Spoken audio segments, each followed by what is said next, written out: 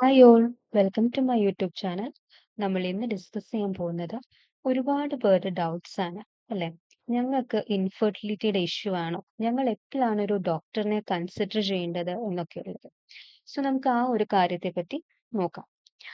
ഒരു കപ്പിൾസിനെ നമ്മൾ infertility issue ആണ് എന്ന് പറയുന്നത് തന്നെ ആ ഒരു ഹസ്ബൻഡ് ആൻഡ് വൈഫ് 1 ഇയർ ആയിട്ട് ഒരു കുട്ടികൾക്ക് വേണ്ടി ട്രൈ ചെയ്തു, ബട്ട് പ്രഗ്നൻസി സക്സസ് ആയില്ല എങ്കിൽ ഒരു 1 ഇയറിന് ശേഷം അവരൊരു ഡോക്ടറിനെ, ഒരു ഗൈനക്കോളജിസ്റ്റിനെയോ അല്ലെങ്കിൽ ഒരു ഇൻഫെർട്ടിലിറ്റി സ്പെഷ്യലിസ്റ്റിനെയോ കൺസിഡർ ചെയ്യേണ്ടത് വളരെ നല്ലതായിരിക്കും.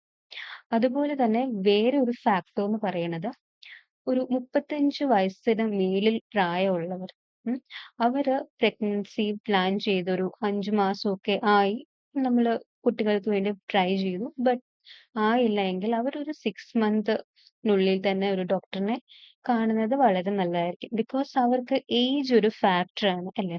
വിമൻസിന് ഒരു 35 ഏജ് ഒക്കെ ഒരു ഫാക്ടറാണ്. പ്രഗ്നൻസിയിൽ ഒരു ഇഷ്യൂ ആയിട്ട് വരാറുണ്ട്. സോ അങ്ങനെയുള്ള കാറ്റഗറിയിലുള്ള ആൾക്കാര് ഒരു 6 മന്ത് ട്രൈ ചെയ്തിട്ടും ആയിട്ടില്ല എങ്കില് നമ്മളൊരു ഡോക്ടറിനെ കാണുന്നത് നല്ലതായിരിക്കും.